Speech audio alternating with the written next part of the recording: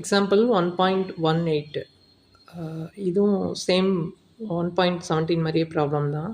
Problem என்னென்னா find the rank of the matrix அப்படின்னு சொல்லிட்டு ஒரு 3/4 மேட்ரிக்ஸ் கொடுத்துருக்காங்க. 3 rows 4 columns இருக்க மாதிரி ஒரு matrix by reducing it to and echelon form.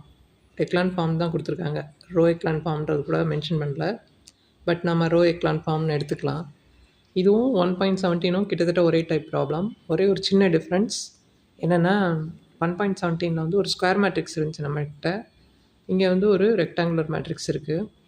இதுக்கு ரோ எக்லான் ஃபார்ம் நம்ம ரெடியூஸ் பண்ணிவிட்டு அதிலேருந்து எத்தனை நான்-ஜீரோ ரோஸ் இருக்கோ அதை வந்து கவுண்ட் பண்ணி போட்டோம்னாலே அதுதான் ரேங்க்னு ஆகும். ஸோ தனியாக மைனரோ அதோட வேல்யூவோ நம்ம கண்டுபிடிக்க தேவையில்லை. ஸோ நம்ம கொடுத்துருக்க மேட்ரிக்ஸை எலிமெண்ட்ரி டிரான்ஸ்ஃபர்மேஷன்ஸ் யூஸ் பண்ணி எக்லான் ஃபார்முக்கு ரெடியூஸ் பண்ணால் போதும். அதுக்கப்புறமா அதில் உள்ள நான்-ஜீரோ ரோஸை கவுண்ட் பண்ணி அதை தான் வந்து ரேங்க்னு நம்ம கன்க்ளூஷன் கொடுக்கலாம். ஸோ எலிமெண்ட்ரி டிரான்ஸ்ஃபர்மேஷன்ஸ்க்கு ஃபர்ஸ்ட் என்ன செய்யணும், topmost first row first column element எடுத்துகிட்டு அதுக்கு கீழே ஃபுல்லாக 0 ஆக்கணும். இதுதான் வந்து first step for elementary transformation process. அதுக்கப்புறமா வந்து செகண்ட் ரோ செகண்ட் காலம் எலிமெண்ட்டை ஃபிக்ஸ் பண்ணி அதுக்கு கீழே எல்லாத்தையும் 0 ஆக்குவோம். அதுக்கு மேலேயும் நம்ம எக்ஸஸ் 0 ரோஸ் ப்ரைம் பண்ண முடிஞ்சால் ட்ரை பண்ணுவோம். அதோட ஸ்டாப் பண்ணிட்டா எக்லான் ஃபார்ம் கிடச்சிரும். செகண்ட் ரோவை 2ஆல் மல்டிப்ளை பண்ணிப்போம். இது வந்து 0 ஆக்குறதுக்கு வசதியாக இருக்கும். 2க்கு கீழே 2 எலிமெண்ட்டையும் 0 ஆக்குவோம்.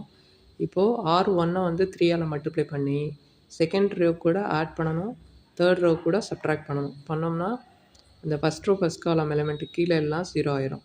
ஸோ அதுக்கப்புறமா நம்பர் 2 இருக்கு இல்லையா, second row second column element, அந்த 2க்கு கீழே இருக்கிற 8 0 ஆக்குறது தான் அடுத்த பிளான். செகண்ட் ரோவை 4ஆல் மல்டிப்ளை பண்ணி தேர்ட் ரோலேருந்து சப்ட்ராக்ட் பண்ணோம்னா இப்போது 0 ஆகிடும். எதுக்கு கீழேனா ஃபஸ்ட்டு காலமில் இருக்கிற 2 கீழே எல்லாம் 0, செகண்ட் காலமில் இருக்கிற 2 கீழே எல்லாம் 0. இப்போது பேலன்ஸ் இருக்கிற அந்த தேர்ட் ரோவில் 15 காமனாக இருக்கனால 15ஆல் டிவைட் பண்ணுறோம்.